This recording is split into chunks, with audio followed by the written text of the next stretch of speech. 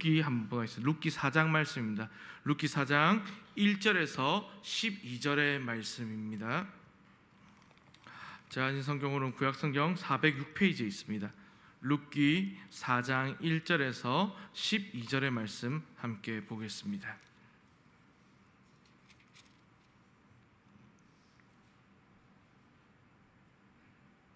네, 그럼 다 전지 알고 한 절씩 교독해서 읽겠습니다.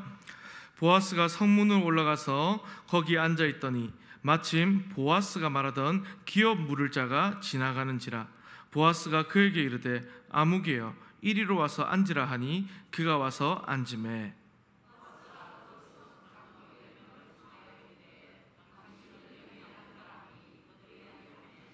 보아스가 그 기업 물을 자에게 이르되 모압 지방에서 돌아온 나오미가 우리 형제 엘리멜렉의 소유지를 팔려 함으로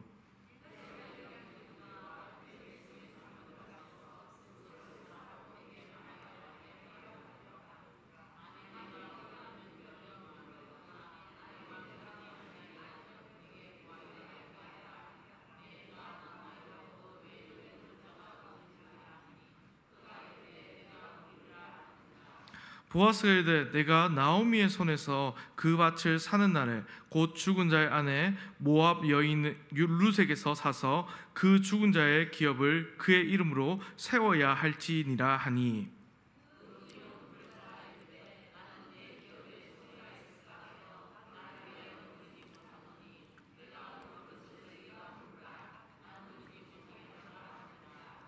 옛적 이스라엘 중에는 모든 것을 무르거나 교환한 일을 확정하기 위하여 사람이 그의 신을 벗어 그의 이웃에게 주더니 이것이 이스라엘 중에 증명하는 전례가 된지라.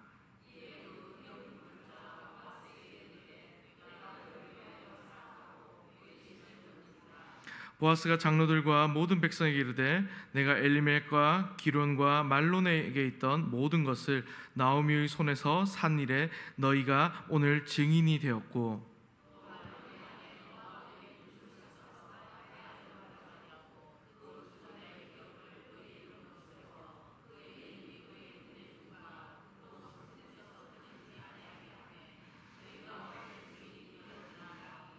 성문에 있는 모든 백성과 장로들이 이르되 우리가 증인이 되나니 여호와께서 내 집에 들어가는 여인으로 이스라엘 집을 세운 라헬과 레아 두 사람과 같게 하시고 내가 에브라스에서 유력하고 베들레헴에서 유명하게 하시기를 원하며 여호와께서 이 젊은 여자로 말미암아 내게 상속자를 주사 내 집이 다말이 유다에게 낳아준 베레스의 집과 같게 하시기를 원하노라 하니라. 아멘. 네, 여러분 반갑습니다. 오늘은 이제 여러분들 헌신이라는 제목으로 말씀을 나눌까 합니다. 그래서 이제 오늘 이제 본문을 바로 보면요, 이제 오늘 본문은 이제 룻기 4장입니다. 그래서 오늘 본문은 이제 두 남자를 중심으로 이 이야기가 진행이 됩니다. 한 명은요 우리가 잘 아는 보아스이고요. 이제 다른 남자는 사실 여기 이름은 안 나오지 않습니다. 엘리멜렉의 가까운 친족입니다. 그래서 특별히 이 두 남자가 오늘 대조를 이루는 모습을 보게 되는데요, 이러한 대조를 통해서 기업을 무르는 자로서의 이 책임을 다하는 보아스가 더욱 돋보이게 되는 것을 오늘 보게 됩니다. 그래서 오늘 본문을 통해서요 우리가 참 헌신한 이 제목을 통해 참 또 보아스의 모습을 보면서 우리가 하나님의 역사에 동참하기 위해서, 쓰임받기 위해서 어떤 삶을 살아야 되는지를 한번 생각해 보려고 합니다. 그래서 오늘 본문을 시작을 보면 이렇게 시작이 됩니다. 보아스가 이제 성문에 올라가는 것으로 시작이 됩니다. 그래서 보아스는 지금 나오미와 룻의 기업을 무른 일에 이제 책임감을 가지고요, 이제 주도적으로 이 일을 마치려고 하고 있습니다. 당시 성문은요 장로들이 모여서요 이제 법적인 그런 문제들을 처리하는 그런 기관 같은 곳이었습니다. 그리고 이것은 공적인 모임의 장소로도 사용되기도 했습니다. 그래서 구약에 보면요 성문에서 많은 일들이 일어난 것을 볼 수 있습니다. 그렇게 보아스는요 1절에서 말씀하는 것처럼 성문에 올라가서 이제 앉습니다. 그러자 더 가까운 친족이 마침 딱 그때 지나가는 겁니다. 룻기에서 어떻게 보면 이제 우연을 가장 하나님의 그 역사, 인도하심이 이렇게 또 나타납니다. 그리고 보아스는요 그래서 그 가까운 친족을 이제 앉혀서요 이제 공적인 자리로 불러서 앉히게 합니다. 그런데 재밌는 것은요, 보아스가 아까도 제가 말씀드렸듯이 그를 부를 때 뭐라고 부릅니까? 아무개어라고 부릅니다. 뭐 이름이 없습니다. 루키 저자는요, 이 사람 이름을 기록을 하지 않았습니다. 그냥 아무개라고 말하고 있습니다. 그러니까 무명의 이름으로 이름을 남겨둔 것입니다. 그리고 이제 또 더 나아가서 보면요, 오늘 말씀 보면 보아스는요 장로들 10사람을 초청을 합니다. 여기에 장로들은요 증인의 역할을 하게 되는데, 장로들이 오니까 이제 보아스는요 기업 물르는 것에 대한 법적인 절차를 시작합니다. 그리고요 이 친족에게 이 자신의 안건을 말합니다. 그 3절과 4절에 이제 이 내용이 나오는데, 쉽게 말하면 보아스가 아무개를 향해서 그대가 나오미 가정의 기업을 물을 제1순위가 되는 사람인데, 만약에 당신이 원하지 않는다면 제2순위인 내가 이 일을 맡아서 하겠다라는 뜻입니다.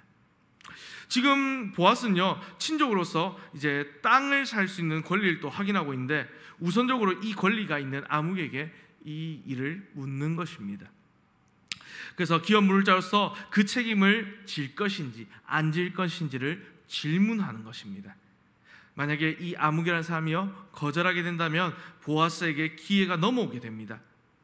그런데 오늘 본문을 봐서 알겠지만 이 아무개가요 보아스의 설명을 듣더니 자기가 그렇게 하겠다고 합니다. 뭐 하나님 역사랑 바로 될 것 같은데 그렇지 않습니다. 기업을 물으겠다고 하는 겁니다. 그래서 보아스는요 기업을 물으겠다는 아무개의 말을 듣고요, 아무개가 지금 아무것도 모르고 있다는 사실을 분명하게 알려줍니다. 그래서요 그것은 그 밭을 살 때 수혼의 의무도 다해야 된다는 사실을 말해 줍니다. 그래서 5절 말씀 보면 이렇게 되어 있죠. 보아스가 이르되 내가 나오미의 손에서 그 밭을 사는 날에 곧 죽은 자의 아내 모압 여인 룻에게서 사서 그 죽은 자의 기업을 그의 이름으로 세워야 할지니라 하니. 그러니까 만약에 그가 이 기업을 물으기 위해서 밭을 사게 된다면 이제 룻과 결혼을 해서 이 엘리멜렉의 가문으로서 이 가문 이제 아들을 낳아야 되고 이제 이 기업을 이루어가야 한다는 책임이 있다는 말입니다. 그러면 그 아들은 죽은 사람의 대를 이어 이제 그 밭의 상속자가 될 것입니다. 아무개는요 사실 그래서 어떻게 보면 허를 찔렸습니다. 자신이 밭을 그냥 살려고 했는데 밭을 살 경우에는 과부가 된 모압 여인 룻까지 맡아야 한다는 사실입니다. 처음에는 나오미의 존재만 생각했으니까 그래서 나오미는 또 나이가 많고 또 아이를 가질 수 없는 몸이니까 땅만 사면 된다고 생각을 했던 것입니다. 그래서 자신이 기업을 물게 되면 나오미 늙어 이제 아들 낳을 수 없을 테니 그 땅은 자연스럽게 자신이 될 것이라 생각하고 그 계산을 하고 말한 것이었습니다. 그런데 지금요 이제 보아스의 말을 통해 모압 여인 룻이 있다는 사실을 알게 되었습니다. 아무개는 생각을 이제 해봅니다. 그러고 나서는요 대답을 합니다. 오늘 6절의 말씀이죠. 참 6절의 말씀이 참 그렇습니다. 오늘 보면요 그 기업 물자가 이르되 나는 내 기업에 손해가 있을까 하여 나를 위하여 물으지 못하노니 내가 물을 것을 네가 물으라 나는 물으지 못하겠노라 하는지라 라고 합니다. 참 대답이 그렇습니다. 참 사실 대답 분명한데요 이 대답 못하겠다는 말입니다. 나는 우리 집에 손해가 되니까 안 하겠다는 얘기입니다. 두 번이나 강조해서요 물으지 못하겠다고 얘기하면서 자신이 할 수 없다라고 말합니다.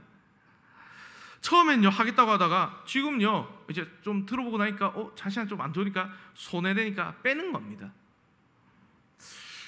왜 그렇습니까? 그가 거절한 이유는 뭐 당연히 첫 번째로 재정적인 손해 때문입니다. 내 기업에 손해가 있을까 하여 나를 위하여 못하겠다는 것입니다. 기업을 물으다가 내 재산만 나만 손해볼 것 같습니다. 그래서 안 하겠다는 겁니다. 그래서 그는 하나님의 위대한 역사에서 그냥 이름이 없이 사라집니다. 아무개는 이렇게 당시의 관습을 따라 신을 벗는 것으로 기업 물으는 권리를 넘겨주고 그 법적인 절차를 마무리합니다. 그리고 보아스는 장로들과 온 마을 사람들 앞에서 자신이 룻과 나오미의 기업 물자가 되겠다고 선언합니다. 그리고 9절과 10절을 보면 이렇게 되어 있습니다. 9절 10절 제가 읽어드리겠습니다. 보아스가 장로들과 모든 백성에게 이르되 내가 엘리멜렉과 기럨과 말론에게 있던 모든 것을 나오미 손에서 산 일에 너희가 오늘 증인이 되었고, 또 말론의 아내 모압 여인 룻을 사서 나의 아내로 맞이하고 그 죽은 자의 기업을 그의 이름으로 세워 그의 이름이 그의 형제 중과 그곳 성문에서 끊어지지 아니하게 함에 너희가 오늘 증인이 되었느니라 하니. 아멘. 오늘 보아스는요, 이제 두 여인을 위해서 이 기업을 자신이 무르겠다라고 말합니다. 어려움에 처한 두 여인과 그 가문을 위해서 이제 자신이 값을 지불하고 헌신할 것을 말합니다. 그리고 그가 여러 증인 앞에서 자신의 책임을 다하겠다고 헌신을 또 하겠다고 선언한 것입니다. 이제 모든 문제가 해결이 되었습니다. 이제 일사천리로 이제 되는 거죠. 그리고 하나님께서 준비하신 이 헤세드의 사람, 이 보아스는 이제 룻의 남편이 되어서 이 룻의 모든 일을 또 그것을 책임질 것입니다. 더 이상 먹을 것을 염려하지 않아도 되고, 또 이렇게 이삭 쫓기 위해서 도망다닐 필요도 없어지는 것입니다. 이제 룻은요, 기업 물을 자 보아스를 통해 그 기업을 얻게 되었습니다. 룻에게 있어 참 이 보아스의 선언은요, 얼마나 기쁜 소식일까요?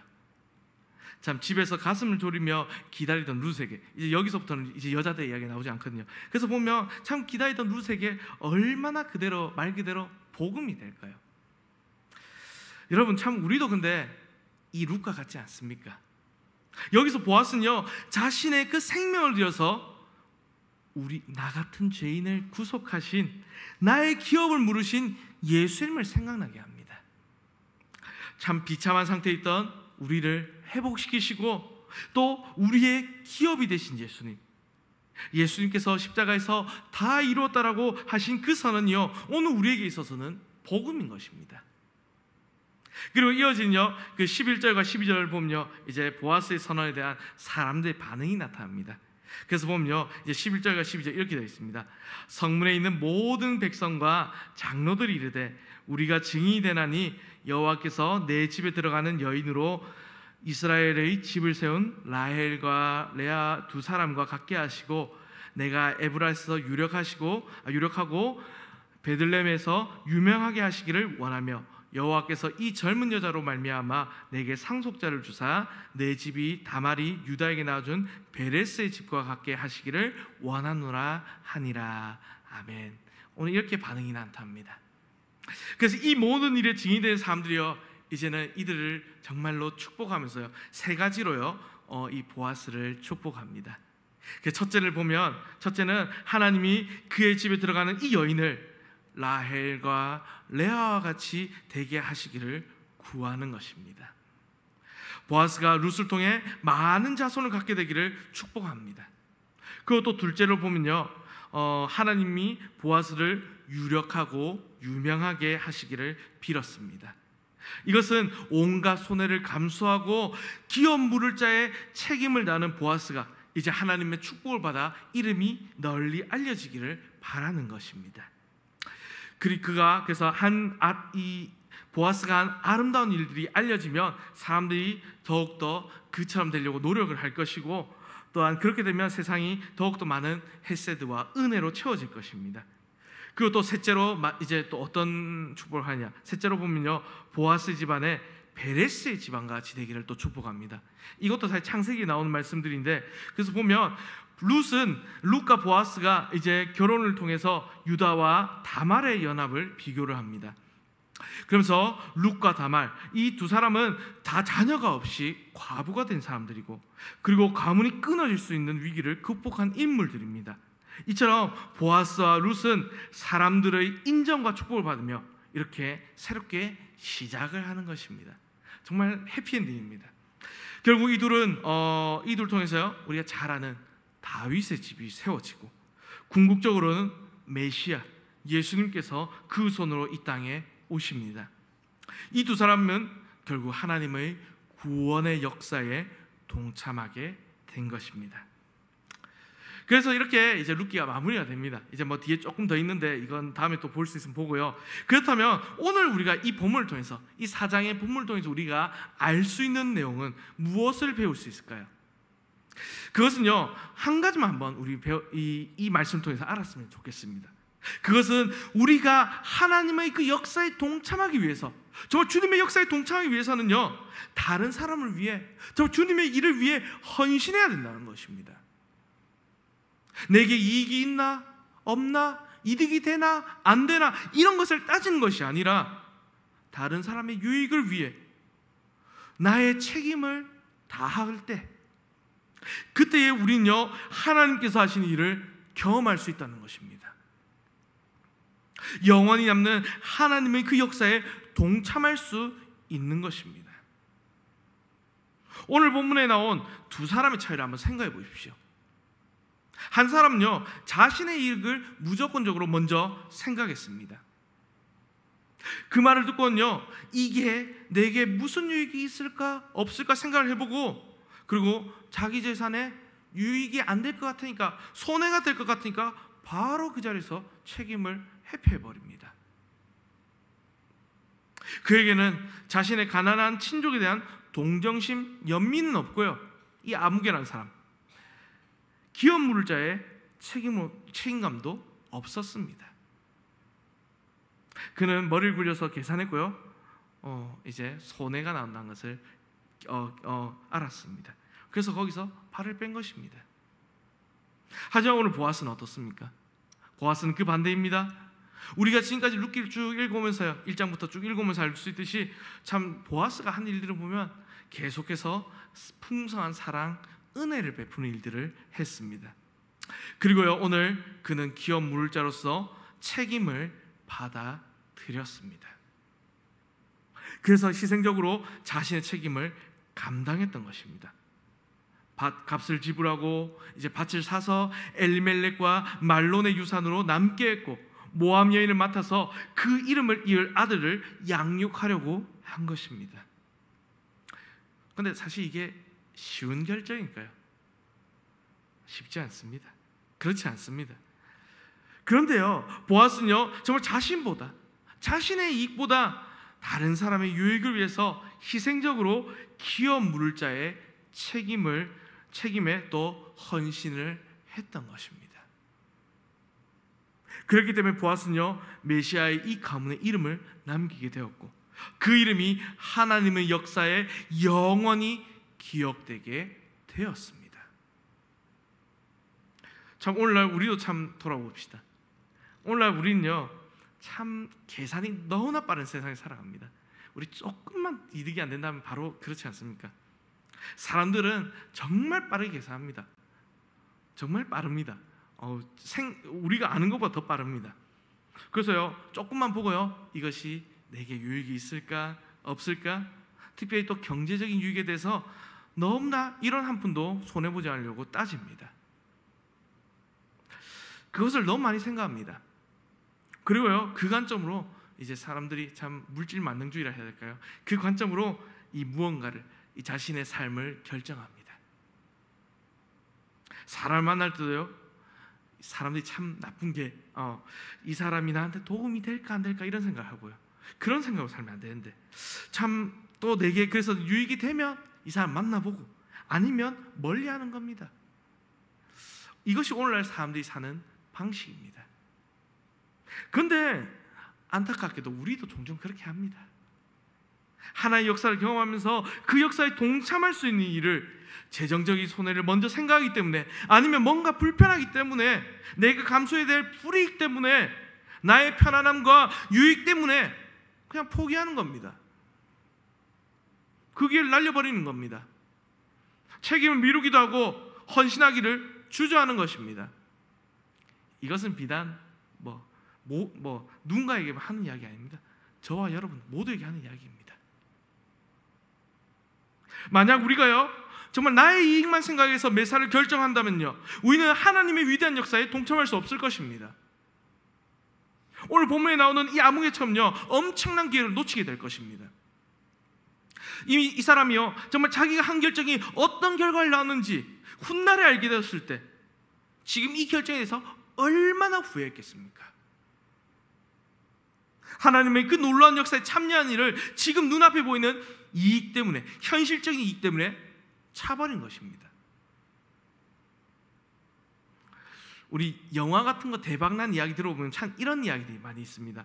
각종 뭐 상 받고 성공하고 대박난 영화들 보면요, 이런 일들이 참 많더라고요. 성공한 영화 중에 주연 배우가 말한 에피소드 중에 원래는 자신이 주연이 아니었는데 자신이 아니라 다른 배우에게 먼저 이 출연 제의가 왔는데 그 사람이 거절을 해서 자신에게 이 배역이 왔다는 겁니다. 그래서 자신에게 기회가 왔다며 감사하고 했는데 성공했다는 겁니다. 그 배우는요, 참 기회가 왔는데 조건이 맞든지 안 맞든지 출연료가 적든지 안 적든지 어떤 이유로든 거절을 해버렸고요. 그 결과로 대박나는 영화들, 그런 영화들을 전부 놓쳤다는 이야기입니다. 참 우리 이런 이야기 많이 듣지 않습니까? 영화가 성공한 소식을 듣을 때마다, 그래서 그 만약에 거절했던 배우들은 얼마나 자신의 선택에 대해서 후회스러울까요? 정말 돈으로 따져도 그렇지 않습니까? 하지만 이것은요, 오늘 하나님의 역사에 동참하는 것과 비교하면 아무것도 아닙니다. 왜냐하면 하나님 나라의 일은요, 영원토록 남는 일이기 때문입니다. 아무도 안 알아줄 것 같지만 정말 이 모든 일들은요, 하나님 나라에 기록되기 때문입니다. 그래서 오늘 우리는요, 하나님 나라의 역사에 동참하기 위해서 때로는요, 희생을 무릅쓸 수 있어야 합니다. 또 때로는 손해를 감수할 수 있어야 합니다. 보아스가 오늘 기업 물을 자로서 그 책임을 다했던 것처럼 오늘 우리도요, 믿는 자로서, 정말 신자로서, 성도로서 나에게 주어진 이 책임들, 우리가 해야 될 일들, 이것을 진지하게 받아들이고요, 그 일에 헌신해야 합니다. 우리에게 주어진 책임들은요, 사실 본질적으로 이타적인 것입니다. 우리 자기중심적인 것이 아닙니다. 나를 위한 것이 아니라 다른 사람들을 위한 것입니다. 그리스도인들이라면 정말 나만을 위해 사는 것이 아니라 다른 사람을 위해 살아야 할 책임이 있기 때문입니다. 그래서 우리 정말 이 책임들, 복음을 전하는 책임, 누군가의 영혼을 돌보는 책임, 교회를 세우는 책임, 하나님의 사랑을 나누는 책임들, 또 성경적인 가정을 세우는 책임, 또 가정과 직장과 학교에서 예수님을 닮은 사람으로 살아가는 책임들, 또 그 책임을 나의 것으로 받아들이고 이 일에 헌신해야 되는 것입니다. 그저 내 이익과 내 성공만을 위해서 사는 것이 아니라, 더 좋은 어떤 것을 가지기 위해서 사는 것이 아니라 하나님의 역사를 위해 내게 주어진 책임들, 성도의 책임을 다하며 사는 것입니다. 오늘 두 사람을 보십시오. 본문에 두 사람 중 한 사람은요, 그림이 아예 잊혀졌습니다. 사실 그 이름 자체가 없습니다. 하지만 한 사람은요, 그림이 남았습니다. 보아스의 이름은 영원히 예수 그리스도의 족보에 남았습니다. 3000년이 더 지났지만 수많은 사람들은요, 이 이름을 알고 있고요, 이 이름을 좋아합니다. 그의 이름은, 그가 한 일은 하나님의 말씀인 성경 룻기에 기록이 되어서 오늘 하나님의 구원 역사에 영원토록 남게 되었습니다. 사랑하는 성도 여러분, 오늘 우리도요, 이와 같이 영원토록 남는 하나님의 역사에 동참하기 위해서는요, 또 하나님께서 하신 일을 경험하기 위해서는요, 계산하지 말고, 또 눈에 보이는 득과 실을 따지지 말고 그냥 다른 사람들의 유익을 위해 우리가 일을 해야 할 것입니다. 가정에서, 교회에서, 학교와 직장에서, 내가 있는 그곳에서 나에게 맡겨진 그 책임에 최선을 다할 때에 오늘 우리는 하나님의 역사에 동참할 수 있습니다. 우리가 정말 그 책임을 다한 것은요, 참 손해를 감수하고 희생을 무릅쓰고 적극적으로 다른 사람의 유익을 위해 헌신하는 것입니다. 그런 사랑하는 성도 여러분, 오늘 이 말씀을 참 잘 기억하셔서요, 오늘 이 말씀을 통해 각자에게 맡겨진 책임들을 잘 헌신하시길 바랍니다. 그래서요, 오늘 이 책임을 헌신하여서 정말 이 땅에서 하나님 역사를 이루어가면서 정말 하나님께 귀하게 쓰임받는 저와 여러분들, 우리 모든 성도 되시기를, 또 보아스와 같은 우리 모든 성도 되시기를 주님의 이름으로 간절히 바랍니다. 아멘.